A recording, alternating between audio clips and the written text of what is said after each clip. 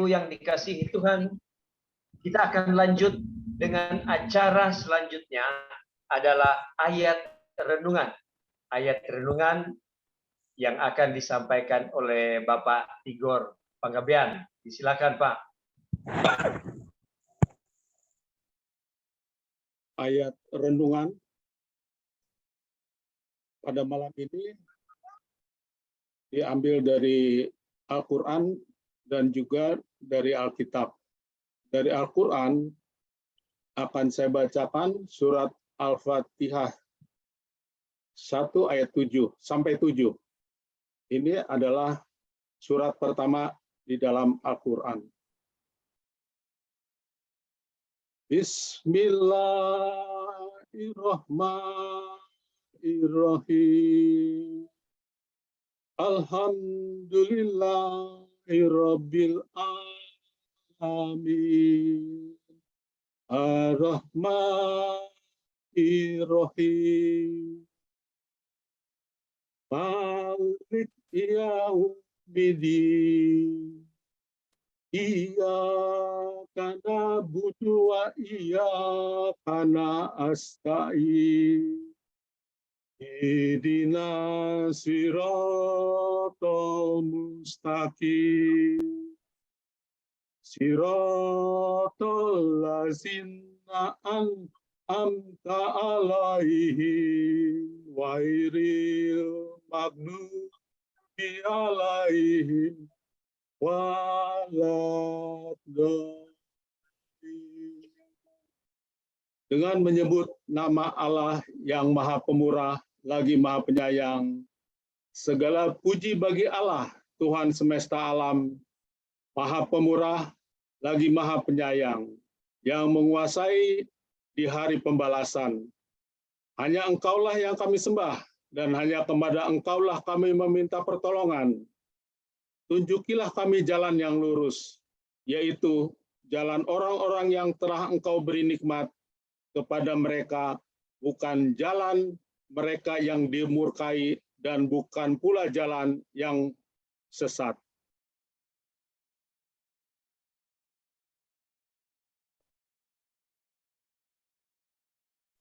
Amin. Masih Dari di mute Alkitab, itu.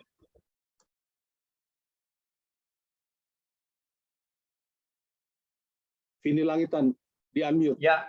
Ya. Oke, maaf. Selanjutnya saya akan bacakan ayat renungan yang diambil dari Alkitab. Terdapat dalam Yohanes 14 ayat 6. Yohanes 14 ayat 6 berbunyi sebagai berikut. Kata Yesus kepadanya, Akulah jalan dan kebenaran dan hidup. Tidak ada seorang pun yang datang kepada Bapa kalau tidak melalui aku. Kemudian Kolose 2 ayat yang ketiga. Kolose 2 ayat yang ketiga berbunyi sebagai berikut. Sebab di dalam dialah tersembunyi segala harta, hikmat, dan pengetahuan. Baik, kita akan lanjut pada acara selanjutnya adalah doa buka. Doa buka. Saya undang dengan hormat ada Bapak Yahya Dikan.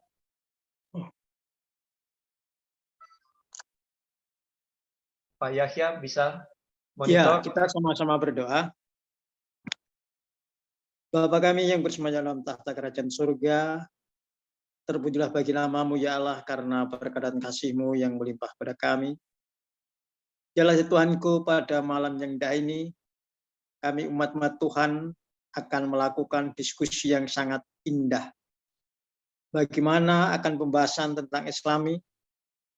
Kami tahu Tuhan akan membuka hati kami masing-masing untuk mengerti dan memberi bekal kepada kami untuk mengabarkan kebenaran Tuhan. Kami tahu Tuhan bahwa kami punya suatu kewajiban mengatakan yang benar di atas kebenaran berdasarkan kebenaran. Ya Allahku, kiraan Roh menyertai di dalam acara diskusi ini pada malam yang indah ini. Kiranya kami boleh mengerti maknanya dan memberi bekal di dalam penginjilan kami. Terimalah Tuhan doa kami ini karena kami mohon di dalam nama Yesus Juru Selamat kami. Amin. Amin. Amin. Terima kasih Pak Yahya. Kita akan lanjut ke acara selanjutnya, yaitu lagu pujian dengan judul In a Little While atau Tak Lama Lagi Masuk Surga di dalam lagu Sion bahasa Indonesia, yang akan dinyanyikan oleh The Call Choir Shillong Meghalaya, India. Bapak Ibu perlu diketahui bahwa Meghalaya adalah negara bagian India yang berlokasi terpencil di daerah pegunungan timur laut India. Meghalaya merupakan negara bagian yang paling bersih di India. Dan salah satu desanya menjadi desa terbersih nomor 2 di dunia. Mayoritas penduduknya beragama Kristen, 75%, Hindu 11%, dan Islam 4%. Kota ini Meghalaya dikelilingi oleh negeri-negeri lain di sekitarnya, yaitu Manipur, Mizoram, Assam, Nagaland, dan Myanmar atau Burma di sebelahnya lagi. Puji Tuhan, berita Injil sangat berkembang di negeri pegunungan yang terpencil di atas awan ini. Mari kita sediakan waktu kita untuk mendengarkan lagu pujian yang akan diputarkan setelah ini. Let us sing a song that will cheer us by the way.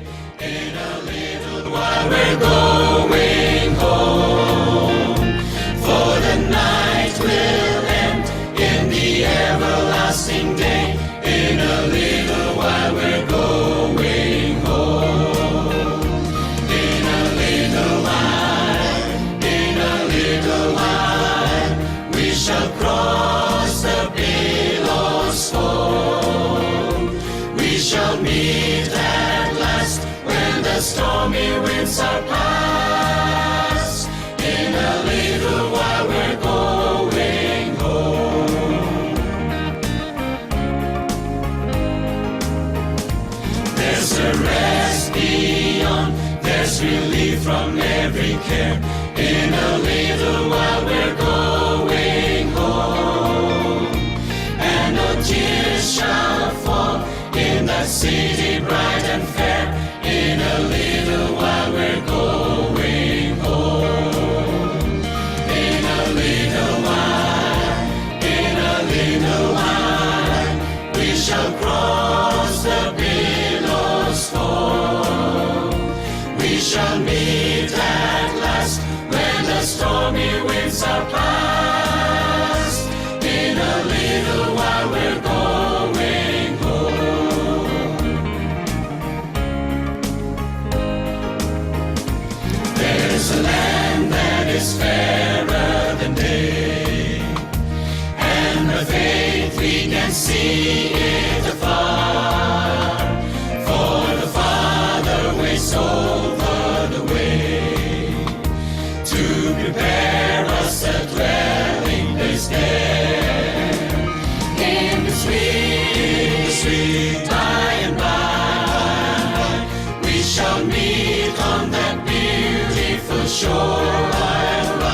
In the sweet by and by, we shall meet on that beautiful shore. We shall sing on that beautiful shore the melodious songs of the blessed, and the spirit shall sorrow no more, nor the sigh for the blessing of rest. In the sweet by and by, we shall meet on that beautiful shore.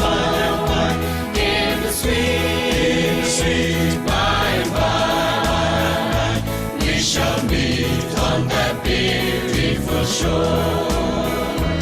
In the sweet by and by, we shall meet on that beautiful shore. In the sweet by and by, we shall meet on that beautiful shore. In a little while we're going. Amin. Amin. Bapak, Ibu, Saudara yang dikasihi Tuhan, marilah kita sediakan hati kita untuk mendengarkan pembahasan yang berjudul Siratul Mustaqim. Sebuah kalimat dalam surat Al-Fatihah. Kalimat ini secara harfiah memiliki arti jalan lurus. Apakah yang dimaksud dengan jalan lurus itu? Marilah kita sediakan hati kita, pikiran kita, waktu kita untuk mendengarkan penjelasan yang akan disampaikan oleh Pendeta Daniel Sutami. Para pendeta, disilakan. Sutami. Daniel Sutami. Ya, terima kasih Pak Langitan. Assalamualaikum warahmatullahi wabarakatuh.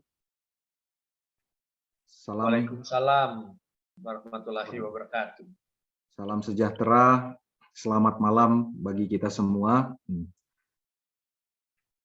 Puji syukur kita semua dalam keadaan sehat, boleh dipertemukan kembali pada malam hari ini untuk sama-sama belajar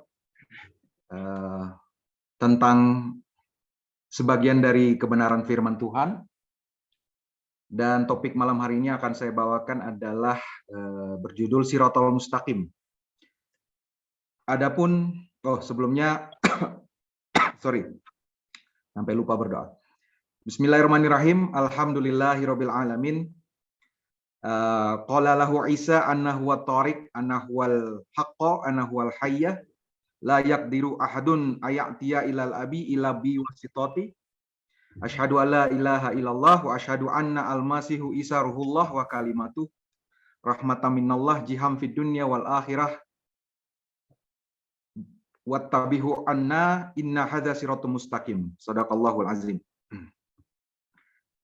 Saudara-saudara sekalian, judul malam hari ini terinspirasi oleh sebuah pertanyaan dari salah seorang sahabat yang malam hari ini juga hadir. Ada saudara Josi Ruhupati. Beberapa waktu yang lalu dia bertanya ketika berdiskusi dengan sahabat-sahabat muslimnya pembahasan tentang Siratul Mustaqim, di mana Siratul Mustaqim itu digambarkan seperti sebuah jembatan yang sangat tipis, jembatan penghubung, jembatan yang harus dilalui orang-orang setelah penghakiman untuk menuju surga.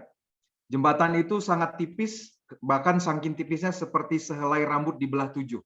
Kira-kira deskripsinya seperti itu. Jadi kebayang ya, jembatannya tipis banget gitu. Kadang-kadang kita kalau lagi ada perayaan 17-an gitu ya, ada games meniti jembatan. Kita niti jembatan yang selebar batang bambu, itu sering kehilangan keseimbangan. Nah, ini digambarkan jembatan ini sangat tipis sehingga banyak orang yang akan terjatuh. Jadi digambarkan itu jembatan yang akan menghubungkan orang untuk masuk surga, tapi banyak orang yang jatuh terus masuk ke neraka karena di bawahnya adalah neraka. Kira-kira gambaran seperti itulah tentang Siratul Mustaqim, dan itu adanya di dalam hadis, saudara-saudara.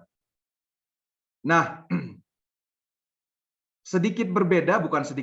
sangat jauh berbeda gambaran Siratul Mustaqim yang terdapat di dalam Quran. Quran tidak pernah menyebutkan Siratul Mustaqim itu adalah sebuah jembatan yang menghubungkan atau jalan menuju surga, itu berupa titian, berupa jembatan ya. Tidak pernah seperti itu. Nah, malam hari ini kita akan bahas tentang jembatan atau Sirotol Mustaqim yang terdapat di dalam Quran. Ya.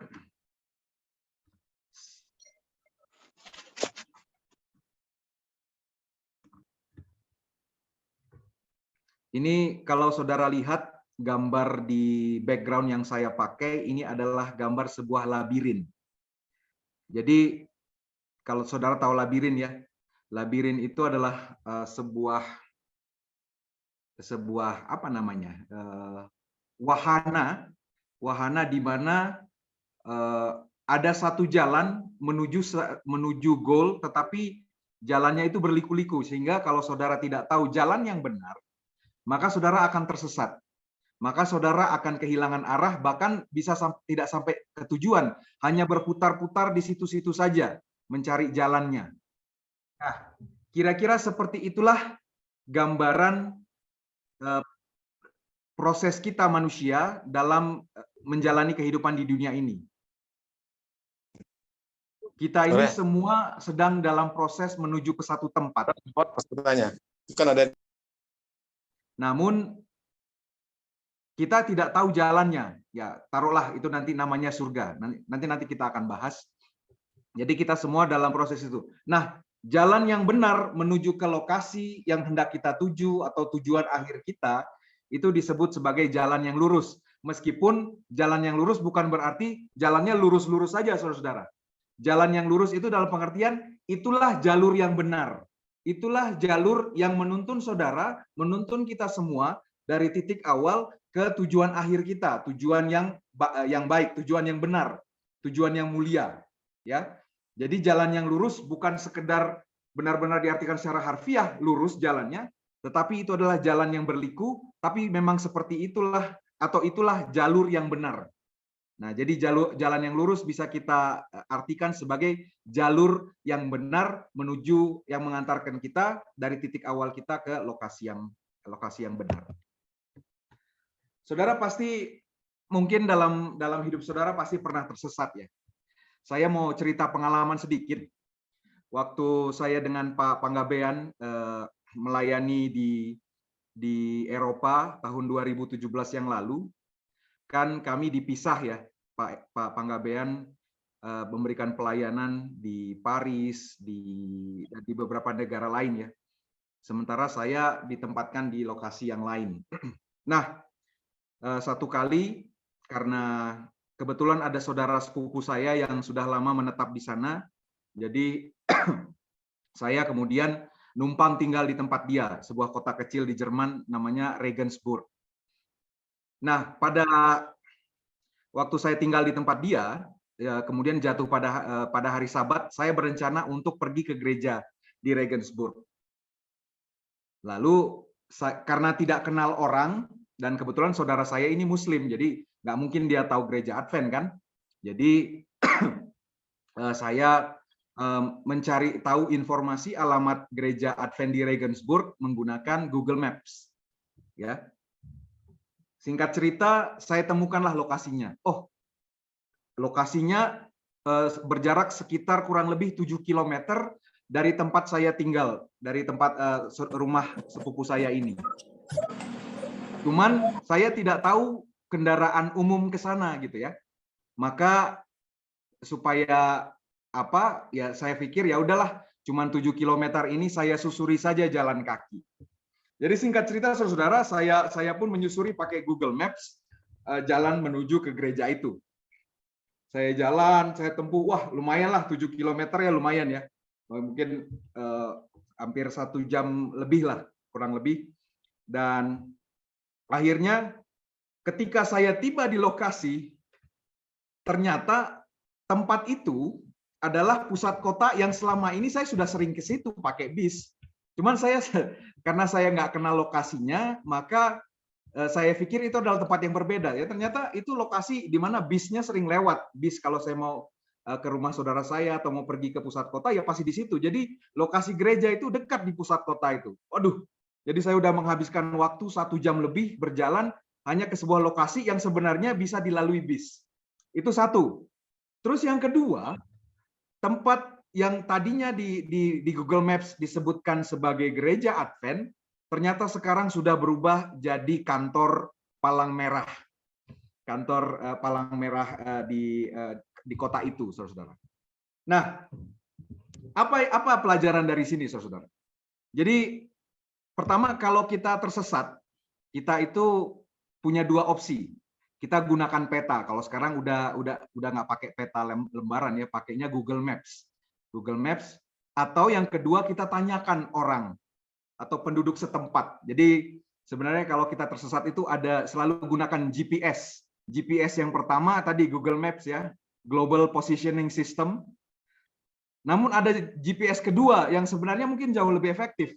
Bisa jadi, yaitu gunakan penduduk setempat. Nah, jadi GPS itu ya. Nah, dari situ saya kemudian belajar bahwa ternyata saya tidak bisa mengandalkan informasi di Google Maps aja gitu. Saya pikir Google Maps itu reliable. Ternyata Google Maps-nya belum diupdate gitu. Lokasinya belum diupdate di mana yang tadinya itu gereja Advent sekarang sudah jadi kantor palang merah. Dan saya nggak tahu di mana lagi lokasi gereja Advent karena kota itu kecil dan sepertinya itu satu-satunya gereja di situ. Dan singkat cerita jadi saya tidak bergereja lah. Dan seperti kita ketahui memang di Eropa gereja-gereja itu sudah mulai sepi, saudara-saudara. Kalau saudara pergi ke gereja Advent itu banyakkan orang tua, anak-anak mudanya sudah nggak ada di gereja. Jadi walaupun saya punya alat, punya tools untuk mencapai ke lokasi yang saya harapkan, ternyata tools itu pun perlu diupdate karena bisa jadi lokasi yang kita tuju itu sudah berubah, ya. Jadi dari tools yang kita punya itu pun belum cukup memadai. Walaupun kita punya peta atau kita tanya orang setempat pun, kalau orang setempatnya jahat maka kita bisa saja diberikan informasi yang salah sehingga kita kesasar. Ya, jadi memang sangat tricky untuk mencari jalan yang benar, mencari jalan yang lurus, saudara-saudara. Nah, itu yang terjadi, saudara, bahwa kita sebagai orang yang beriman, kita harus sadar bahwa jalan kita menuju ke keselamatan itu tidak mulus-mulus saja. Akan ada pihak-pihak yang berusaha melencengkan jalan-jalan kita, jalan-jalan Tuhan itu. Ini saya kutip salah satu ya di Kisah 13 ayat 9 dan 10. Tetapi Saulus yang juga disebut Paulus yang penuh dengan Roh Kudus menatap dia dan berkata, "Hai anak iblis, engkau penuh dengan rupa tipu muslihat dan kejahatan. Engkau musuh segala kebenaran. Tidakkah engkau akan berhenti membelokkan jalan Tuhan yang lurus itu?" Ya. Jadi di sini Rasul Paulus ada menegur orang yang melakukan tipu muslihat, ya. Dan dia bahkan yang menyebutnya anak iblis. Jadi di sini kita lihat iblis memiliki misi untuk membelokkan atau membuat orang melenceng dari jalan Tuhan yang lurus. Nah, menariknya, saudara-saudara, ideologi yang serupa atau niat yang serupa itu terdapat juga di dalam Quran. Jadi di dalam Quran, pasca iblis dihakimi atau divonis oleh Tuhan, namun dia memberikan kesempatan, tapi kesempatan yang digunakan malah dia gunakan untuk berusaha menyesatkan manusia. Dia bilang seperti ini, qala, berkatalah iblis, fabima ahwaitani la'aqudanna lahum siratakal mustaqim. Jadi di sini ada kata sirotol mustaqim, tapi sirotakal, jalan engkau. K di situ adalah objek ya. Jalan engkau, sirotakal mustaqim. Karena engkau telah menghukum saya tersesat, kata iblis, maka saya benar-benar akan menghalang-halangi mereka dari jalan engkau yang lurus. Ya, kita lihat ya, tadi kita lihat ada Rasul Paulus menegur seseorang, mengatakan sebagai anak iblis yang berusaha melencengkan orang dari jalan Tuhan yang lurus. Dan saking seriusnya, makanya ini bukti keseriusan setan, dia bilang, "Tsumma la atiyannahum min baini aidihim wa min khalfihim wa an aimanihim wa an syama'ilihim." Saya akan datangi mereka dari muka, dari belakang, dari kanan, dan dari kiri. Jadi iblis mendatangi kita, saudara-saudara, dari segala arah untuk membuat kita tersesat dari jalan Tuhan yang lurus. Apa misinya? Untuk menjadikan kita kufur nikmat, menjadi orang yang tidak taat, tidak bersyukur kepada Tuhan. Ya, jadi di sini kita bisa lihat bahwa kita bisa menyadari bahwa kita akan berada di jalan yang sesat atau sudah melenceng dari jalan Tuhan yang lurus. Dari ayat ini kita dapati ketika kita sudah menjadi orang yang tidak bersyukur. Jadi kalau kita sudah mulai mengeluh atas hidup kita mulai mengeluh kepada Tuhan, kita mulai menyalah-nyalahkan Tuhan, itu adalah bisikan setan untuk melencengkan kita dari jalan Tuhan yang lurus. Membuat kita suuzon, berprasangka buruk pada Tuhan. Kalau kita sudah berprasangka buruk sama Tuhan, saudara, ketika misalnya ada musibah, tiba-tiba kita kehilangan pekerjaan, atau kita ditimpa bencana, atau membuat situasi kita jadi sulit, dan kita mulai menyalah-nyalahkan Tuhan, itu adalah salah satu indikator bahwa kita sudah melenceng dari jalan Tuhan yang lurus. Karena itulah misi setan, untuk membuat kita tidak bersyukur pada Tuhan. Nah, itu sebabnya kalau kita lihat, karena iblis sudah bersumpah ingin menyesatkan manusia, maka tadi doa yang sudah disampaikan dengan indah oleh Pak Tigor, doa Al-Fatihah, salah satu ayatnya menunjukkan ihdinas siratal mustaqim. Tunjukilah kami selalu jalan yang lurus. Kenapa? Karena kami sadar setiap saat, setiap detik ada setan yang berusaha melencengkan kami dari jalan Tuhan yang lurus. Itulah doa saudara-saudara muslim kita, dan saya pikir ini juga perlu menjadi doa kita, saudara. Kita jangan over pede karena kita sudah mengenal kebenaran, maka kita akan selalu berada di jalur yang lurus. Belum tentu. Malah kadang-kadang bagi orang yang memiliki kebenaran, bagi orang-orang pilihan Tuhan, setan itu bekerja 2 kali lebih keras, bahkan jauh lebih keras. Jadi orang-orang pilihan Tuhan, justru setan itu bekerja lebih keras untuk menyesatkan kita. Maka doa ihdinas sirotol mustaqim sejogjanya itu juga menjadi doa kita. Nah, kabar baiknya saudara, walaupun setan berusaha menyesatkan kita, Allah itu memberikan petunjuk. Dalam Yesaya 42 ayat 16, aku akan memimpin orang-orang buta di jalan yang belum mereka ketahui. Aku akan membimbing mereka di lorong-lorong yang belum mereka ketahui.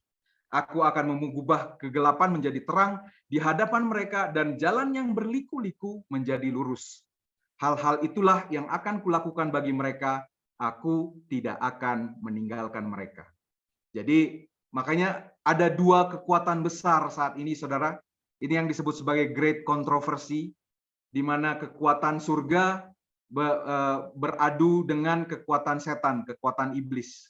Jadi satu sisi iblis berusaha melencengkan kita, menyesatkan kita, tetapi Tuhan tetap berusaha memberikan petunjuk. Tuhan tidak akan meninggalkan kita. Nah, di surat Ad-Duha, Nabi Muhammad ini adalah salah satu penghiburan Tuhan bagi Nabi Muhammad. Disebutkan, wa wajadaka lam fahada, dan dia mendapatimu sebagai seorang yang bingung. Bahasa Arab yang digunakan itu dolan atau dolal ya. Dolal itu artinya sesat. Jadi sebenarnya kalau bisa diartikan, dan dia mendapatimu sedang tersesat. Wa wajadaka lam fahada, maka dia memberikan petunjuk, huda, petunjuk. Jadi kalau kabar gembiranya, ya seorang nabi yang bingung, Tuhan memberikan petunjuk. Maka itu juga menjadi harapan bagi kita bahwa Tuhan juga memberikan petunjuk bagi kita. Nah, petunjuknya apa? Jadi kalau digambarkan seperti saya mengilustrasikannya tadi seperti labirin, saudara-saudara, maka titik awal kita adalah dunia ini, dan tujuan akhir kita kelak itu hanya 2, surga atau neraka. Nah, maka tugas kita adalah mencari jalan mana yang menuju ke surga. Saya yakin semua yang hadir pada malam hari ini kerinduannya adalah untuk mencapai surga. Tidak ada kita yang ingin masuk neraka pastinya. Tetapi seperti kita ketahui tadi, setan berusaha menyesatkan kita. Kenapa? Karena dia tidak ingin kesepian di neraka, saudara-saudara. dia berusaha memperbanyak orang-orang yang bisa menjadi temannya meramaikan neraka itu gitu. Nah, jadi hanya ada dua jalan, saudara, dua jalan. Dan jalan menuju surga adalah jalan yang lurus tadi, jalur yang benar menuju surga. Nah, itulah yang menjadi PR kita, itulah yang menjadi kerinduan kita, itulah yang menjadi doa kita untuk ditunjuki jalan yang lurus. Nah, petunjuk yang pertama tadi, kalau kita bingung, kalau kita tersesat tadi, clue-nya apa? Gunakan peta. Nah, peta atau informasi bagaimana untuk mencapai tujuan yang benar tadi, itu terdapat dalam firman Allah. Firman-Mu adalah pelita bagiku, terang bagi jalanku, kata Mazmur ya. Jadi kitab-kitab Allah itu adalah penuntun kita supaya kita tidak tersesat. Tetapi masalahnya ya, yang baca peta itu banyak orang yang memahami peta, sehingga muncullah berbagai macam ideologi. Seperti ini. Tiap-tiap orang kata dalam Al-Qur'an, kullu ya'malu ala syakilatih farabbukum a'lamu biman huwa ahda sabila. Tiap-tiap orang berbuat menurut keadaannya masing-masing, maka Tuhanmu lebih mengetahui siapa yang lebih benar jalannya. Nah, ini sama kayak Amsal 16 ayat 2. Segala jalan orang adalah bersih menurut pandangannya sendiri, tetapi Tuhanlah yang menguji hati. Nah, di sini kita lihat saudara, kita semua ya sekarang ini kekristenan semuanya kan punya Alkitab ya. Semuanya punya Alkitab, semuanya bisa baca Alkitab, bisa mengambil pelajaran dari situ, membangun doktrin dari situ. Namun masalahnya masing-masing merasa benar menurut pengertiannya sendiri. Tetapi di sini kita lihat bahwa ya setiap orang bisa saja mengklaim bahwa jalan dia yang benar, ya karena masing-masing kita belum ada yang pernah sampai ke surga. Jadi kita setiap aliran agama, mau itu Kristen maupun Islam, masing-masing akan mengklaim mereka lah yang akan calon penghuni surga, kira-kira gitu. Tetapi kita harus sadari, pahami bahwa yang paling tahu jalan yang benar itu hanya Tuhan, saudara-saudara. Ya. Nah, Al-Quran memberikan terkait keragaman ya, terkait keragaman ada bermacam denominasi, bermacam agama, bermacam aliran dan lain-lain. Dia bilang begini dalam surat Al-Baqarah, dan setiap umat mempunyai kiblat katanya. Maka berlomba-lombalah kamu dalam kebaikan. Di mana saja kamu berada, pasti Allah mengumpulkan kamu semuanya. Sungguh Allah Maha Kuasa atas segala sesuatu.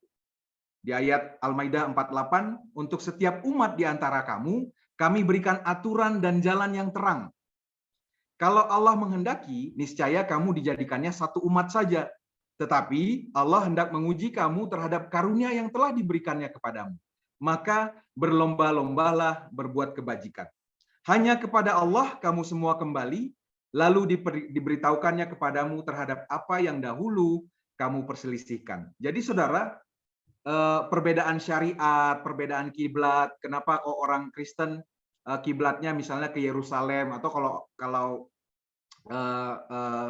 orang Katolik kiblatnya ke Vatikan gitu ya, Muslim kiblatnya ke Mekah. Kiblat itu cara pandang ya. Dan masing-masing agama itu punya cara pandangnya sendiri-sendiri. Memang berbeda, tetapi Tuhan kalau di dalam Al-Quran menyuruh menyikapi perbedaan itu dengan cara berlomba-lomba dalam kebaikan. Berlomba-lomba berbuat baik, saudara-saudara. Tetapi apa yang terjadi? Nah, ini salah satu hadis, ya mungkin saudara-saudara yang pernah mendengar testimoni saya, ini salah satu hadis yang dulu membuat saya akhirnya bergabung dengan aliran Islam garis keras, karena waktu itu saya galau ketika ketemu hadis ini bahwa umat Islam akan terpecah jadi 73, 72 masuk neraka dan hanya satu yang masuk surga. Di situ saya khawatir saya itu masuk golongan yang mana, apakah golongan yang masuk surga atau tidak. Jadi itulah yang menyebabkan saya mencari, saudara-saudara. Dan ternyata hadis ini tidak hanya berlaku bagi umat Islam. Kalau versi panjangnya disebutkan bahwa umat Yahudi, katanya awalnya ya, bunyi hadisnya, umat Yahudi terpecah jadi 71, 70 masuk neraka, hanya satu yang masuk surga. Umat Kristen katanya terpecah jadi 72. 71 masuk neraka, hanya 1 yang masuk surga. Dan umat Islam terpecah jadi 73. Jadi kalau kita perhatikan di hadis itu, Nabi Muhammad sedang mengatakan bahwa semua agama-agama, mau Yahudi, Nasrani, ataupun Islam, itu semuanya akan terpecah jadi begitu banyak golongan. Dan dari semua golongan itu, hanya 1 golongan yang masuk surga. Nah, itu kan pasti jadi menimbulkan pertanyaan, khususnya bagi saya waktu itu ya. Saya ini golongan yang mana ya? Apa ciri khas golongan yang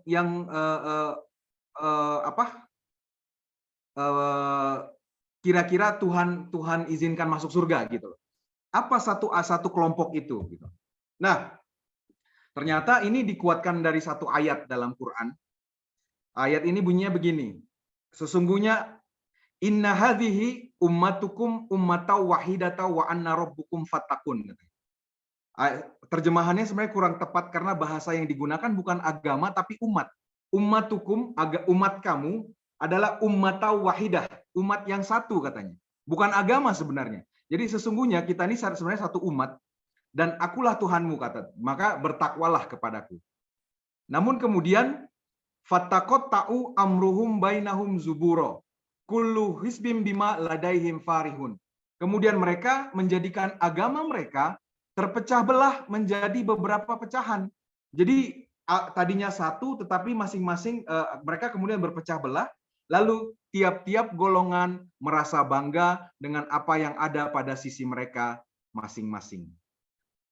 Nah, di sini kita lihat saudara-saudara, tadi saya sudah sebutkan bahwa sekarang ini ada banyak denominasi, ada banyak aliran Islam, dan aliran Islam yang satu eksklusif sekali sehingga mengkafirkan orang yang di luar alirannya itu dianggap kafir, meskipun sama-sama Islam.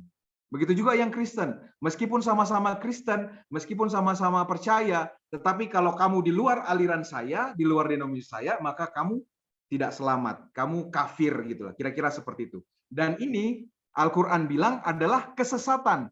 Maka biarkanlah mereka dalam kesesatan. Artinya kalau bicara sesat, saudara, sudah melenceng dari jalan Tuhan. Ini adalah kesesatan. Kenapa sesat? Karena ini adalah sifat setan, saudara-saudara. Kalau saudara yang pernah ikut berapa kali mungkin pelajaran yang saya bawakan, dosa pertama dalam Al-Quran itu dilakukan oleh setan, dan dosa itu adalah dosa merasa diri lebih baik. Ana khairum minhu. Kan dia diuji sama Tuhan. Ayo, Tuhan sudah menciptakan Adam dengan sempurna, maka Tuhan menyuruh semua malaikat untuk bersujud. Maka semua malaikat bersujud kecuali iblis. Ketika ditanya, kenapa kamu nggak mau bersujud? Iblis bilang, ana khairum minhu, saya lebih baik daripada dia. Ana khalaqtani min nar wa khalaqtahu min tin. Saya engkau ciptakan dari api, sementara dia cuma dari tanah. Padahal di hadapan Tuhan, baik api maupun tanah sama-sama ciptaan Tuhan. Tidak ada yang lebih tinggi. Gitu ya. Tetapi yang terbuat dari api merasa lebih mulia, merasa lebih tinggi, merasa lebih hebat daripada yang terbuat dari tanah. Maka dari situ saudara-saudara, sifat merasa diri lebih baik dari yang lain itu adalah sifat iblis. Maka kalau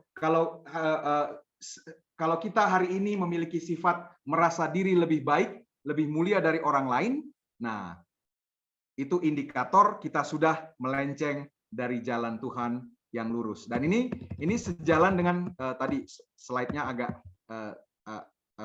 terpindah di sini. Bukankah aku telah memerintahkan kepadamu, hai Bani Adam, supaya kamu tidak menyembah setan? Sesungguhnya setan itu adalah musuh yang nyata.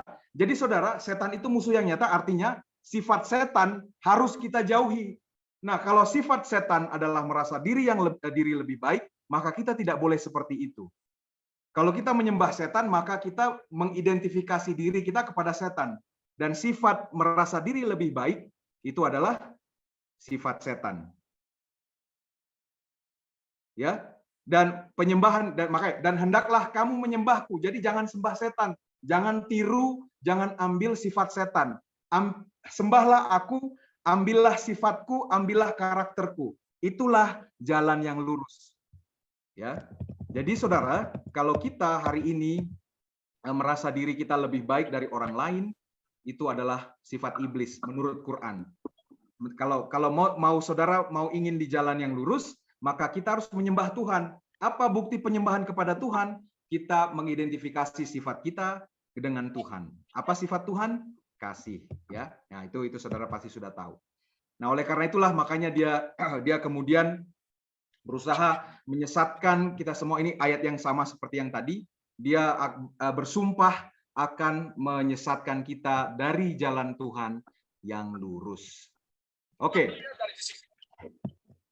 Nah, ini ada satu kajian yang menarik karena begini saudara-saudara, kadang-kadang ketika kita sedang berdiskusi dengan saudara-saudara muslim kita, bicara Shirathul Mustaqim, kita langsung buru-buru, oh Shirathul Mustaqim itu adalah Yesus. Nah, karena sama-sama menggunakan kata jalan. Tetapi itu adalah kata yang sudah diterjemahkan. Kita perlu melihat ke bahasa asli, saudara-saudara. Dan ternyata, nanti saya akan bandingkan, di dalam bahasa Arab, setidaknya ada tiga kata untuk menuju kata jalan. Yang pertama kata siroth. Siroth itu artinya jalan. Jalan yang besar. Jalur yang sebenarnya, jalur utama, kira-kira begitu. Sabil itu adalah jalan-jalan kecil. Terus ada kata torik. Torik juga jalan-jalan kecil. Nah, jadi saudara, ketika bicara Shirathul Mustaqim, itu sebenarnya bicara sebuah konsep jalur yang lebih besar. Sementara kalau sabil dan torik itu lebih kecil. Nah, nanti kita akan lihat ketika Yesus mengatakan dirinya sebagai jalan, kata apa yang digunakannya, setidaknya dalam bahasa Injil bahasa Arab. Ya. Oh, salah lokasi. Oke. Sebelum ke situ, jadi di dalam Al-Qur'an saudara-saudara, ada dua hal yang sudah Allah tetapkan atau sudah Allah takdirkan. Jadi kalau dalam rukun iman, bagi saudara-saudara yang mungkin familiar, rukun iman itu kan percaya kepada Allah, percaya kepada malaikat-malaikat Allah, percaya kepada kitab-kitab Allah, percaya kepada nabi dan rasul, percaya kepada hari kiamat, dan yang keenam percaya kepada takdir, qada dan qadar. Jadi qada itu adalah sesuatu yang sudah ditetapkan sejak zaman azali sebelum ada penciptaan. Nah, di dalam dua ayat ini, Maryam 21 dan Maryam 71, ada kata ini digunakan. Di Maryam 21 itu bicara kelahiran Isa, dan kelahiran Isa disebut sebagai rahmat dari Tuhan, wa rahmatam minna. Terus ayat itu ditutup wa kana amrom maqdiya. Dan hal itu adalah suatu perkara atau suatu ketetapan, suatu kodok, sesuatu yang sudah Tuhan tetapkan. Jadi Isa menjadi rahmat itu sudah ditetapkan Allah sejak dari dahulu. Nah, Maryam 71 bicara tentang neraka. Wa im minkum ila wariduha, dan tidak ada seorang pun daripadamu melainkan mendatangi neraka itu. Lalu ditutup kana ala rabbika hatmam maqdiyah. Jadi ada kata maqdiyah saudara-saudara sini, maqdi, predestin. Dan kata maqdi itu hanya digunakan di dua ayat ini saja dalam Quran. Artinya, saudara, kalau saudara perhatikan, nasib manusia itu hanya dua saja. Menerima rahmat dari Tuhan, artinya masuk surga, atau masuk neraka. Nah, setelah berdosa, nasib kita semuanya kan sudah jelas. Ketika Adam berdosa, maka kita berada di bawah kuasa iblis. Ya, kita sudah tersesat. Sebenarnya nasib kita adalah neraka, tetapi Tuhan mengintervensi. Tuhan punya karya keselamatan. Jadi Tuhan memberikan pilihan. Makanya kita dikasih hak pilih. Pilihannya ada dua, jalannya ada dua. Menerima rahmat dari Tuhan, yang ini berhubungan dengan Isa Al-Masih, atau ya selain dari itu. Hanya dua nasib kita, saudara-saudara. Nah, makanya ini sejalan dengan surat Al-Fatihah tadi. Kalau ayat 6-nya, ihdinas sirathal mustaqim, tunjukilah kami jalan yang lurus. Apa jalan yang lurus tadi? Sirathal ladzina an'amta alaihim. Jalan yang engkau beri nikmat kepadanya. Jadi jalan keselamatan. Ghairil, dan bukan maghdub, ghodop, jalan yang dimurkai, walad dolin, jalan yang sesat. Jadi saudara, tadi nasib kita hanya ada dua. Menerima jalan yang lurus. Apa itu jalan yang lurus? Jalan yang Tuhan beri nikmat. Apa nikmatnya? Menerima rahmat dari Tuhan. Atau jalan yang dimurkai, jalan yang menuju ke neraka. Siapa yang dimurkai? Iblis. Nah, tetapi kalau di dalam tafsir Muslim, pada umumnya jalan ayat ini, ayat ke-7 ini, siratal ladzina an'amta alaihim itu adalah Islam. Sementara ghairil maghdubi alaihim adalah Yahudi, walad dolin adalah Kristen. Nah, ini tafsir pada umumnya. Surat Al-Fatihah diartikan. Jadi siratal mustaqim itu adalah jalan hanya untuk orang Islam. Sementara jalan yang dimurkai adalah jalannya orang Yahudi, sementara jalan yang sesat adalah jalannya orang Kristen. Nah, ini tafsir yang tendensius karena tidak ada seperti itu gitu ya. Nah, kata siratal mustaqim itu ada disebut di dalam Al-Qur'an 44 kali. Namun ya secara mengelaborasi apa itu jalan yang lurus hanya ada 6 ayat. Nah, di antara yang 6 ayat itu tadi, 4 di antaranya berhubungan dengan Isa Al-Masih. Nah, apa itu? Ini dia. Ini 4 ayat yang menghubungkan Isa Al-Masih dengan siratal mustaqim. Sesungguhnya innallaha rabbi wa rabbukum fa'buduh. Sesungguhnya Allah Tuhanku dan Tuhanmu, karena itu sembahlah Dia, inilah jalan yang lurus. Maryam ayat 36. Sesungguhnya Allah adalah Tuhanku dan Tuhanmu, maka sembahlah Dia oleh kamu sekalian, ini adalah jalan yang lurus. Az-Zukhruf ayat 64. Sesungguhnya Allah dialah Tuhanku dan Tuhan kamu, maka sembahlah Dia, ini adalah jalan yang lurus. Jadi 3 ayat saudara menekankan bahwa kita harus menyembah Allah, dan Isa menyebut Allah sebagai Tuhannya dan Tuhan kamu juga gitu. Jadi penekanannya adalah menyembah Tuhan. Terus baru di ayat 61, Az-Zukhruf 61 bicara tentang Isa dalam kaitannya mengenai hari kiamat. Oke. Nah, mungkin ini menjadi persoalan karena orang-orang Kristen sudah kadung biasa menyebut Yesus sebagai Tuhan. Nah, dalam konteks ini sebenarnya Isa bicara apa sih? Dalam kapasitasnya sebagai apa? Ketika dia bilang, sembahlah Tuhanku dan Tuhanmu. Ayat ini sedang meluruskan sikap orang-orang yang mempertuhankan Dia, kira-kira begitu. Tetapi di sini Isa bilang, sembahlah Dia oleh kamu sekalian, karena Dia adalah Tuhanku dan Tuhanmu. Dan menyembah Tuhan itu adalah jalan yang lurus. Jadi Isa mengajak orang untuk menyembah Tuhan, saudara.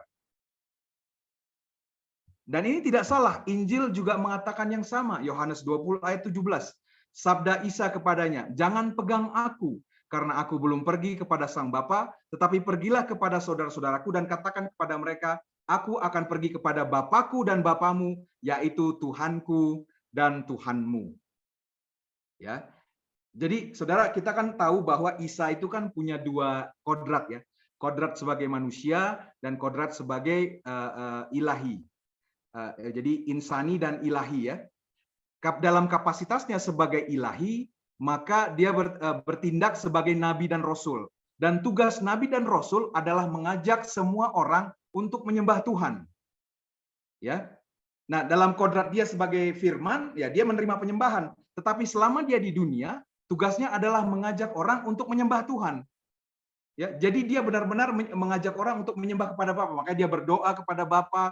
Setiap pagi dia selalu menyerahkan dirinya kepada Tuhannya karena kodratnya sebagai manusia. Ya, jadi ayat tadi bahwa kita disuruh menyembah kepada Tuhan. Jadi kalau mau salah satu indikator jalan yang lurus adalah kita meneladani bagaimana Yesus, bagaimana Isa Al-Masih menyembah Tuhan. Jadi dalam kapasitasnya sebagai hamba, dia benar-benar seorang hamba yang tunduk, taat dan pasrah kepada Tuhan, bahkan taat sampai mati kalau kata Rasul Paulus di Filipi, ya, bahkan merendahkan dirinya sampai taat, bahkan taat sampai mati. Itu adalah gambaran seharusnya, gambaran ideal seorang hamba yang menyembah kepada Tuhan. Ya, tetapi seringkali orang Kristen terlalu fokus pada ketuhanannya sehingga melupakan aspek kemanusiaannya. Kita terlalu semangat soal Tuhan Yesus, keilahian dan lain-lain. Padahal Yesus datang untuk menunjukkan memberikan teladan kepada kita bagaimana menjadi hamba yang benar di hadapan Tuhan. Ibadah yang sejati itu seperti apa? Jadi ibadah yang sejati Yesus ajarkan bukan berdoa di hadapan publik, kalau memberi mesti diketahui semua orang, kan nggak gitu. Yang diajari kalau berdoa tutup pintu, kunci pintu dan berdoalah. Kalau puasa basahi mukamu. Jadi jangan pamer-pamer ibadahmu. Itu adalah standar-standar hamba yang benar, hamba yang berada di jalan yang lurus kepada Tuhan. Ya. Nah, kembali kita masuk ketika bicara jalan, Yohanes 14 ayat 6. Tadi ini doa yang saya sebutkan di awal, ayat ketika saya berdoa dalam bahasa Arab. Isa bersabda ketika dia bicara, Ana huwa torik, akulah jalan, Ana huwal haqqo, akulah kebenaran, Ana huwal hayah, dan akulah hidup, saudara-saudara. Jadi ketika Isa mengatakan dirinya sebagai jalan, dia tidak menggunakan bahasa Injil, bahasa Arab tidak menggunakan kata sirot, tapi torik. Dan torik adalah jalan kecil, bukan jalan besar. Apa artinya, saudara-saudara? Nah, tadi kita bandingkan ya, kalau bicara sirotol mustaqim itu adalah bicara jalur yang benar, jalur yang benar menuju Tuhan. Nah, sebenarnya kan semua agama, tadi saya sudah sebutkan dalam Al-Quran menyebutkan masing-masing punya kiblat. Itu masing-masing meskipun berbeda kiblat, tujuannya sama, menuju kepada Tuhan. Jadi ada banyak jalan menuju Tuhan. Tetapi, jadi ada banyak torik menuju. Tetapi hanya ada satu jalur yang lurus, jalur yang utama yang menuju Tuhan. Itu siapa? Isa, saudara-saudara. Kenapa? Jadi kalau kita baca Yohanes 14 ayat 6 ini jadi satu kalimat ya. Aku adalah jalan yang benar menuju kehidupan kekal. Kira-kira begitu. Jadi bukan jalan, kebenaran, dan hidup, bisa seperti itu. Tetapi kalau kita satukan, kalau bicara jalan yang menuju kehidupan bukan jalan menuju maut, maka Isa sedang mengatakan, akulah torik, akulah jalan kecil, jalur yang kecil, ya, dan itu sebenarnya jalur yang menuju ke jalan yang utama, jalur utama tadi, jalan yang besar, ya, jalan yang benar menuju kehidupan yang kekal. Dan ini menarik karena tidak ada orang yang berani mengklaim seperti ini. Bahkan Nabi Muhammad tidak berani mengklaim dalam Al-Quran bahwa dia adalah jalan menuju keselamatan. Nggak ada. Semua nabi menunjuk kepada jalan, tidak pernah mengatakan akulah jalan. Kira-kira seperti itu, saudara-saudara. Jadi bisa lihat ya. Jadi supaya kita tidak terburu-buru kalau bicara sirotol mustaqim langsung kita hubungkan dengan Isa. Enggak. Jadi kita harus pahami dulu sirotol mustaqim bicara jalur utama, jalur yang lurus, jalur yang benar. Nah, di jalur yang benar itu ada jalan-jalan kecil.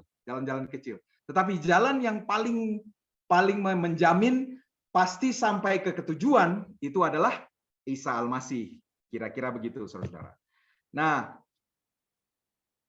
berhubungan dengan para pengikut Isa, ini dalam Kisah Para Rasul 22 ayat 4. Jadi pada jemaat mula-mula, saudara, itu tidak disebut sebagai Kristen. Kristen itu justru kata yang disebutkan oleh orang luar, dan itu diberikan sebagai kata ejekan. Jadi kalau dibilang Kristen itu sedang mengejek, saudara, di Antioquia itu ya, di Kisah Para Rasul 11. Itu jadi pada saat itulah mereka disebut Kristen. Itu mereka lagi diejek, lagi dihina, lagi dicaci. Nah, mereka menyebut diri mereka apa? Mereka menyebut diri mereka sebagai penganut jalan Tuhan. Dan kembali dalam Injil bahasa Arab, kata yang digunakan adalah torik. Fastatu atba'a hadza toriki ilal maut. Kata, aku telah menganiaya sampai mati para penganut jalan Tuhan. Ya. Jadi kalau di dalam tasawuf, saudara-saudara, ada namanya tarekat. Nah, tarekat itu berasal dari kata torikoh. Jadi torikoh itu adalah satu kumpulan orang yang punya guru. Nah, mereka ngikuti segala macam ajaran gurunya, segala yang gurunya lakukan mereka ikuti, mereka teladani, mereka tiru. Nah, saya berkeyakinan seperti itulah cara hidup jemaat mula-mula. Mereka nggak ada pendeta, belum ada struktur, saudara-saudara. Jadi mereka benar-benar adalah para penganut jalan, pengikut jalan Tuhan yang percaya kepada Isa. Jadi apa yang Isa ajarkan yaitu tadi baru disampaikan secara verbal kepada orang lain. Isa pernah mengajarkan begini. Jadi mereka adalah sebuah gerakan yang organik, komunitas yang organik. Jadi bukan kalau sekarang jadi organisasi itu kan cenderung statis ya, organisasi ya, walaupun sebutnya organisasi, tetapi mereka itu bukan komunitas yang informal, kira-kira seperti itulah. Itulah namanya torikoh, tarekat. Jadi sebuah pergerakan, lebih tepatnya sebuah pergerakan. Nah, karena ini adalah jalan. Jadi torikoh tadi bicara jalan hidup, falsafah hidup. Jadi apa yang dilakukan Isa ini mungkin seperti kalau di dalam agama lain itu seperti Taoisme. Taoisme itu Tao kan artinya the way, Tao, ya, the way. Jadi Isa itu menjadi falsafah hidup Isa itu menjadi acuan, menjadi guidance, panduan bagi para pengikutnya. Isa sebagai pribadi, Isa sebagai individu. Jadi bukan sekedar filosofinya saja, tetapi dia sebagai pribadi, dialah jalan itu. Maka mereka menyebut diri mereka sebagai para pengikut jalan, followers of the way. Itulah sebutan untuk jemaat mula-mula, saudara-saudara, sebelum jadi Kristen dengan berbagai denominasinya hari ini. Nah, terakhir sebagai penutup, tadi kita sudah pelajari bahwa hanya ada dua jalan, dan dua jalan itu bicara kalau dalam Quran sirotol ladzina an'amta alaihim, jalan yang diberi nikmat. Nah, dan satu lagi adalah jalan yang dimurkai. Jalan yang diberi nikmat itu adalah surga, jalan yang dimurkai adalah neraka. Sederhananya begitu. Nah, Isa ketika dia baru lahir, dia disebut sebagai namanya diberikan oleh Tuhan ya di sini. Isqalatil malaika ya Maryam innallaha yubasyiruki bikalimatin minhu min husmul masihi Maryam Ibnu Maryam jiham fid dunya wal akhirah, terkemuka di dunia dan di akhirat, wa minal muqarrabin, dan termasuk orang-orang yang didekatkan. Nah, Al-Qur'an saudara-saudara ketika bicara muqarrabin itu hanya dua. Satu, Isa Al-Masih, terus yang kedua orang-orang yang sudah masuk surga. Jadi kalau disebut muqarrabin dalam Al-Quran, saya tidak tunjukkan ayatnya di sini. Jadi kata muqarrabin hanya ditujukan untuk dua. Pertama untuk Isa, dan yang satu lagi untuk orang-orang yang sudah masuk surga. Nah, karena sekarang surga kan belum ada orang masuk surga ya, karena kan belum ada penghakiman. Artinya Isa itu adalah teladan orang-orang yang masuk surga. Nah, makanya dia disebut, itulah sebabnya dia disebut sebagai jalan, sebagai torik yang menuntun kita kepada sirotol mustaqim. Jadi semua orang saudara-saudara sedang menuju ke sirotol mustaqim tadi. Semua agama menghidupkan. Jadi sirotol mustaqim itu tadi bicara aturan moral, bicara penyembahan kepada Tuhan, bicara berlaku adil kepada sesama. Itu adalah jalan sirotol mustaqim. Tetapi yang paling ideal di antara semua torik, di antara semua jalan tadi, maka Isa Al-Masih lah yang menuntun kepada tujuan goal utama tadi. Demikian yang boleh saya sampaikan. Kurang lebihnya mohon maaf, kita boleh diskusi. Terima kasih, Tuhan berkati.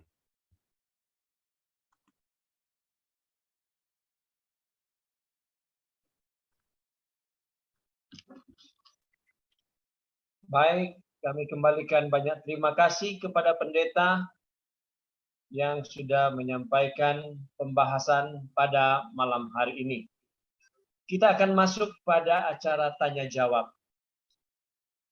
Bapak Ibu yang punya pertanyaan boleh menulis di kolom chat atau boleh menekan tombol atau raise hand.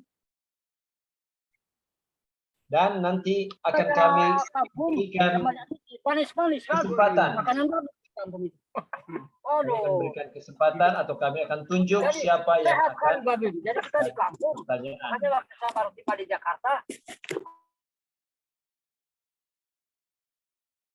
Namun sebelum Sebelum kita masuk dalam ruang tanya jawab, kami akan ikuti sebuah lagu pujian dengan judul New Jerusalem oleh The Call Quartet, Silong, Meghalaya, India.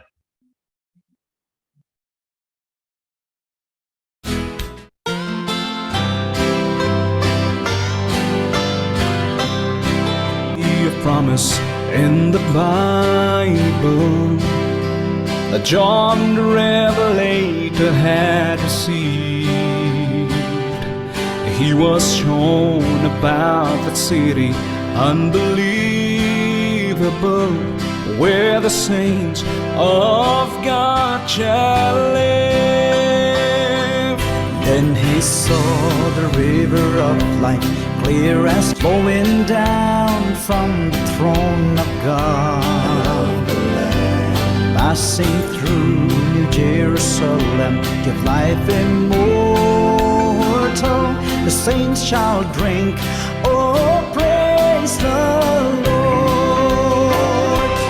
We will sing songs of praises, Hosanna. We will see him face to face, oh hallelujah. No more curse, no more night, nor the sun shall give its light, for the Lamb of God will shine so bright.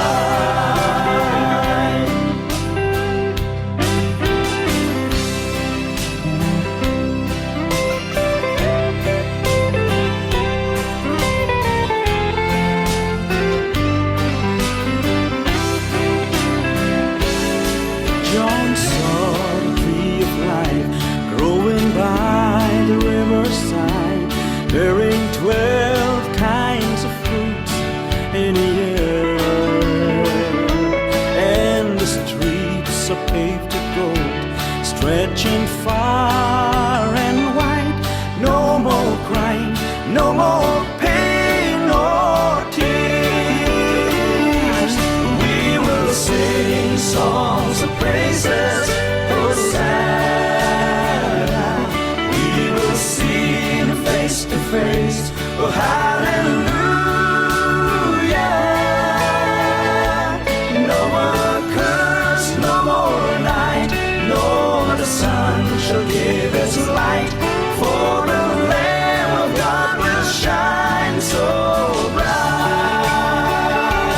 We will sing songs of praises, Hosanna. We will see him face to face, oh hallelujah. No more curse, no more night, nor the sun shall give its light, for the Lamb of God will shine so bright.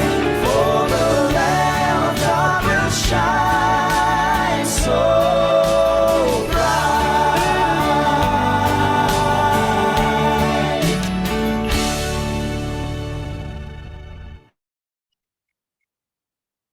Baik, terima kasih dengan lagu tadi. Ternyata bukan The Call Quartet, tetapi The Call Quintet, karena 5 orang. Baik, Bapak Ibu yang kami hormati, kita akan masuk pada ruang tanya jawab. Kami akan berikan kesempatan pertama, ada yang raise hand. Silakan, Pearson RB, mohon kamera dibuka.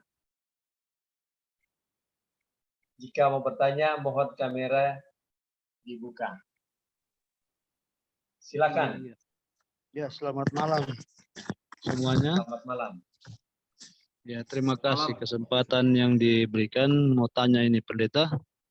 Memang ini pertanyaan sudah lama saya mau pertanyakan. Ya, cuman momennya ketika beberapa kali saya ikut acara ini baru sekarang yang sesuai dengan judulnya. Nah, jadi yang saya mau bertanya ini, mohon maaf sebelumnya kalau memang salah atau keliru, minta diperbaiki. Jadi yang surat Al-Fatihah itu, khususnya Siratal Mustaqim ini, mengapa di saudara sepupu itu ketika bayi baru lahir itu yang didengungkan di telinga mereka. Terus ketika acara-acara apapun itu juga, sampai pun pada momen acara kematian atau berkunjung ke kuburan itu juga yang dibacakan. Apakah memang dari saudara sepupu ini belum mengetahui yang mana jalan yang lurus itu? Sehingga selalu Siratal Mustaqim yang ditanyakan di dalam doa itu. Terima kasih.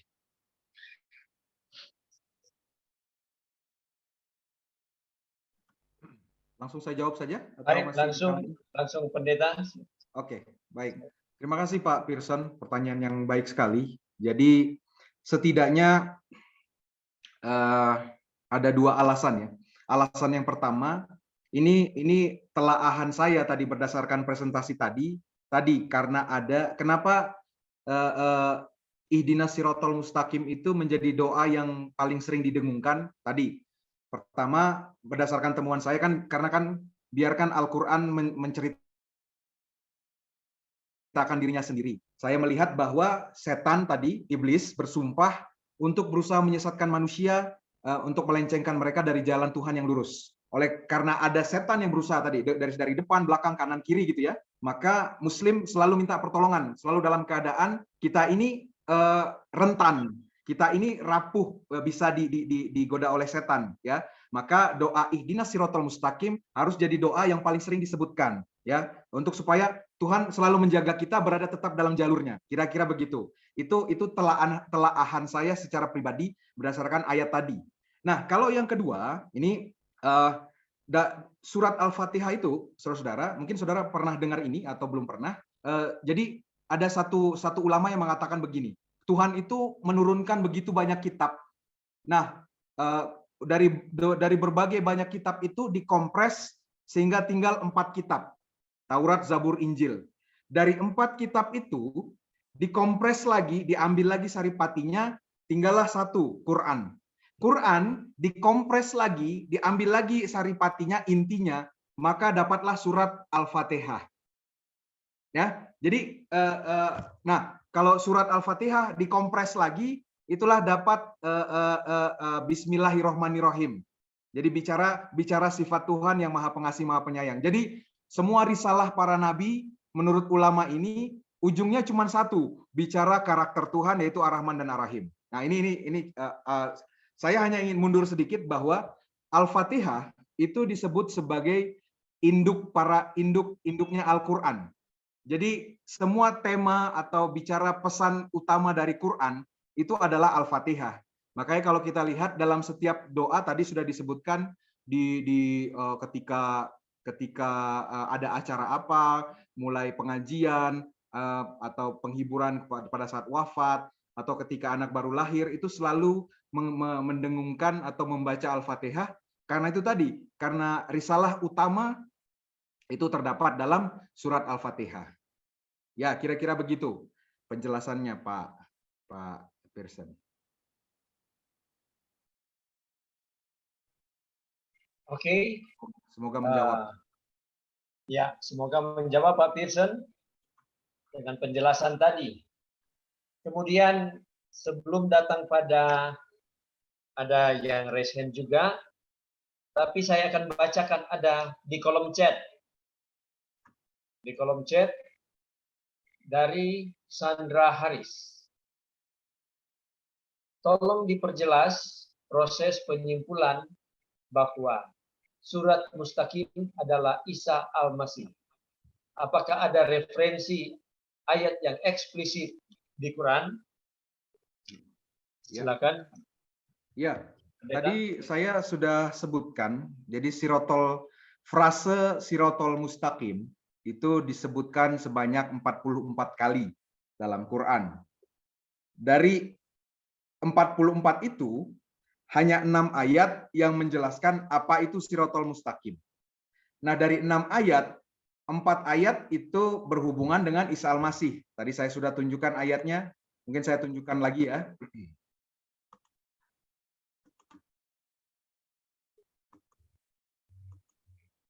Nah, jadi dari keempat ayat ini, 3 ayat menekankan bahwa Isa Al-Masih mengajak orang untuk menyembah kepada Tuhan, bukan menyembah dirinya. Kira-kira begitulah.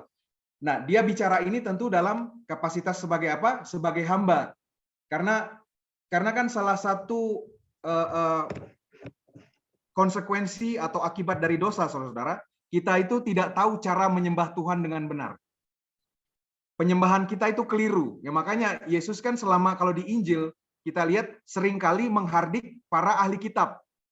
Padahal mereka kan rajin ibadah kan gitu. Artinya walaupun mereka disebut hamba Tuhan, ahli kitab kan hamba Tuhan ya. Tetapi cara penyembahan mereka keliru. Nah, Yesus itu adalah teladan yang paling sempurna tentang bagaimana cara menyembah Tuhan dengan benar dalam kapasitasnya sebagai manusia. Ya, tetapi kan kita kalau dalam doktrin, dalam kajian kita kan sebagai orang Nasrani atau Kristen kan tahu Yesus itu punya 2 kodrat. Nah, dalam kodratnya sebagai ilahi, nah penyembahan kita dalam kodrat dia sebagai firman. Tetapi ketika dia bicara ini, dia sedang mengajak orang untuk menyembah Tuhan dengan cara yang benar sesuai dengan cara yang dia lakukan. Nah, bagaimana cara tahu cara dia menyembah Tuhan dengan benar? Ya, bacalah Injil. Disitulah semua gambaran tentang bagaimana sih cara menjadi hamba yang benar di hadapan Tuhan. Ya, yang tadi salah satunya tidak merasa dirinya benar. Ya, Yesus memberikan ilustrasi tentang 2 orang yang berdoa. Yang satu berdoa, ahli kitab berdoa membanggakan kesalehannya, yang satu berdoa mengakui kesalahannya. Kan gitu. Jadi itu artinya itu pengajaran Yesus untuk mengajarkan kita bagaimana menjadi hamba yang benar. Nah, ini salah satu wujud sirotol mustaqim. Sirotol mustaqim tadi saya sudah sebutkan adalah jalur yang benar, jalur yang lurus. Ya. Jadi ada banyak jalan, dari berbagai jalan itu hanya ada satu jalur yang lurus yang menuju ke tujuan yang benar. Nah, Isa Al-Masih adalah salah satu jalan menuju ke sana. Tetapi dia adalah jalan yang paling pasti sampai ke tujuan. Yang lain mungkin muter-muter dulu. Misalnya kalau agama lain bisa juga sampai ke tujuan, tapi muter-muter dulu, gitu ya, membingungkan gitu. Tetapi kalau melalui Isa Al-Masih, jalan yang lurus itu menjadi satu keniscayaan, sudah jadi kepastian. Kira-kira begitu. Jadi Al-Quran ketika bicara sirotol mustaqim menghubungkan dengan Isa Al-Masih itu ada 4 ayat, dan yang paling besar itu ada bicara kiamat. Jadi kalau bicara kiamat, maka mengikuti Isa Al-Masih adalah sirotol mustaqim. Ya, jalan yang jalur yang benar tadi. Begitu, semoga menjawab. Mungkin kalau ada yang mau menambahkan silakan. Ada Pak Panggabean.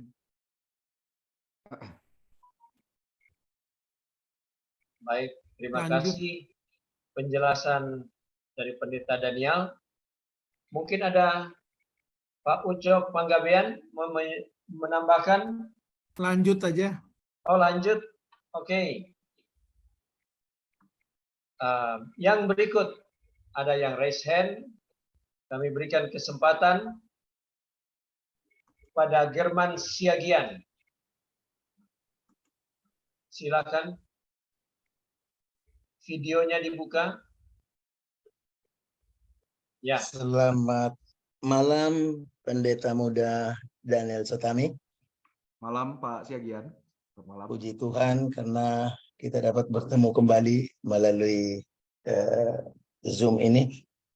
Ya, saya tidak tahu atau saudara-saudara yang lain juga kalau sudah kita berbicara mengenai kata Al-Quran sama Alkitab itu banyak sekali yang senang untuk mencoba mengetahui di mana pertemuan antara ayat-ayat yang ada di dalam 114 surah itu atau kitab itu dengan 66 kitab yang ada di dalam Alkitab, kan begitu Pak ya. Nah, mengenai judul yang malam hari ini saya tertarik karena saya juga sering mendengarkan, dan ini barusan saja ditangkal atau disangkal oleh Ustadz Kainama mengenai syirat atau jembatan atau bridge atau syirat mustaqim ini.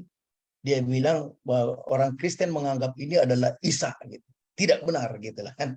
Nah, karena memang dua agama ini, terutama yang Kristen yang suka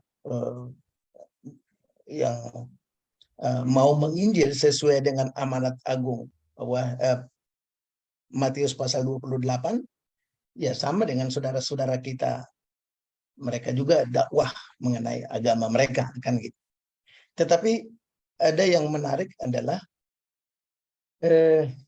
kalau seperti Ustadz Kainama ini kan langsung menyangkal apa yang seperti sama dengan Alkitab itu, seperti Siratul Mustaqim ini. Nah, saya sih sangat berharap kalau ada, dan paling cocok untuk kita, saya pikir ini saudara Sitompul sama saudara Daniel Sutami yang membuat satu wacana di dalam katakanlah seperti podcast gitu, yang supaya bisa ini menjelaskan. Ini terus terang, hari ini saya sangat jelas mengenai kalimat-kalimat ini dari Pendeta Sutami. Cuma, apakah ini bisa didengar oleh hanya 88 orang ini saja? Tetapi kalau ini dibuat di podcast lalu masukkan ke YouTube, kebenaran akan firman ini yang terdapat di dalam Al-Quran sama terdapat di dalam Injil itu kan lebih banyak orang yang mengetahuinya. Jadi saran saya sih, supaya kedua saudara kita ini, saudara Sitompul dan saudara Daniel Sutami, buat seperti ini, undang orang-orang yang paling tepat untuk mencoba memancing pertanyaan mengenai kedua kitab ini, supaya tersangkallah apa yang pernah diutarakan oleh seperti Ustadz Kainama, Yahya Waloni, dan yang lain-lain itu. Itu yang pertama. Dan ini sangat, yang satu ini saya sangat menginginkan, teristimewa. Pernah saya nyatakan bahwa saya lagi menulis satu buku, yaitu 3 hari yang disakralkan oleh manusia di dunia, Jumat, Sabat, dan Minggu. Saya pengen dapat nomor WA dari Pendeta Sutami untuk menambah wawasan, supaya penggalian saya itu bukan hanya dari internet, dari yang lain-lain, tapi mungkin dari saudara-saudara yang pernah beragama itu lalu mengenal Yesus. Bagi saya sangat penting. Mohon diberikan kepada saya nomornya supaya saya bisa kontak untuk kita lebih ini kan nanti. Baik, terima kasih Pendeta Muda Sutami. Terima Itu kasih, saja. Pak Jerman Siagian, terima kasih. Ya, itu usulan yang sangat baik sekali. Memang mungkin juga jadi kerinduan beberapa orang. Ya, kita doakan bila memang wacana untuk kita juga terjun ke dunia media sosial, boleh tentu dengan kebijaksanaan ya, karena kita ingin memposisikan berbeda dengan channel-channel yang sifatnya polemik. Kita ingin menjadi channel yang menjembatani, menengahi, karena nature kita sebagai gereja Advent itu memang seperti itu. Kalau kata Pak Panggabean, kita menengahi antara yang Jumatan dengan yang Mingguan. Makanya kita Sabtuan. Nanti untuk nomor nanti saya japri ya, Pak. Nanti kita bisa bertukar pikiran. Terima kasih. Terima kasih. Oke, baik. Terima kasih. Ada saran yang begitu baik dari Pak Siagian.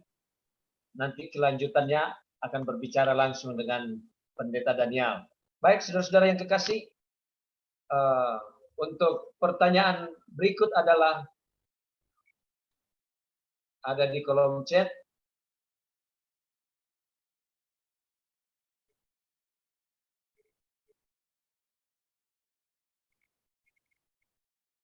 Saya bacakan di kolom chat dari Poloan. Maaf Pastor, mau mengoreksi Siratul Mustaqim atau Isa jalan lurus satu-satunya, jalan yang lurus menuju jalan besar atau surga. Tidak ada jalan lain, jadi hanya ada satu jalan. Akulah jalan dan hidup dan kebenaran. Tidak seorang pun yang sampai kepada Bapa kalau tidak melalui aku. Ini tambahannya tadi. Mungkin ada yang perlu dikomentari, silakan kalau masih ada, Pendeta. Ya, Ya, terima kasih Pak Brother Oloan. Jadi saya tadi memberikan penjelasan karena terkait bahasa yang digunakan. Bahasa yang digunakan. Ketika tadinya saya berharap Injil bahasa Arab itu ketika bilang akulah jalan, maka kata yang digunakan adalah ana huwal siroth, akulah jalan yang besar itu. Tetapi ternyata Injil bahasa Arab menggunakan kata torik, jalan yang kecil. Artinya Isa sedang memposisikan dia sebagai salah satu pilihan dari banyak jalan itu. Tetapi ketika dibilang satu-satunya jalan, maka dari antara jalan-jalan kecil menuju Tuhan, kan kita tahu agama-agama lain pun sedang bergerak menuju Tuhan. Kita harus akui itu. Makanya ada Islam, ada Yahudi, ada Nasrani, itu kan rumpun agama Abrahamik. Mereka adalah semua agama-agama yang bergerak menuju Tuhan. Ya, para ahli Taurat itu pun sedang mengira mereka beribadah menyembah Tuhan kan gitu. Tetapi dari semua jalan-jalan itu, maka torik yang paling pasti menuju ke Sirotol Mustaqim yang sejati itu adalah Isa. Nah, ini kenapa makanya saya mengatakan dia salah satu, karena kata yang digunakan adalah torik, bukan sirot. Karena kalau bicara jalan yang utama itu harusnya menggunakan kata sirot. Nah, itu maksud saya. Saya sedang tidak mengatakan bahwa Isa bukan satu-satunya jalan, dia satu-satunya jalan, tetapi karena kata yang digunakan adalah torik, maka Isa sedang mengatakan akulah jalan kecil yang menuju ke jalan utama itu loh, jalan-jalan jalur besar, jalur yang lurus itu. Kira-kira seperti itu. Jadi ya, tapi terima kasih. Terima kasih. Baik, terima kasih penjelasan tambahannya. Mudah-mudahan bisa menjawab. Bapak Ibu yang saya hormati, di kolom chat tidak ada lagi pertanyaan, dan di kolom raise hand, maaf, dan tidak ada juga yang raise hand saat ini, atau ada yang raise hand tapi saya tidak lihat, tolong dibantu. Tidak ada. Baik, saudara-saudaraku, demikianlah pembahasan pelajaran kita pada malam hari ini. Mudah-mudahan pelajaran ini berguna bagi kita semua. Untuk mengakhiri pertemuan ini, saya undang, apakah masih ada Pak Slamet Wardoyo di sini? Pak Slamet Wardoyo untuk mengakhiri kita dalam doa.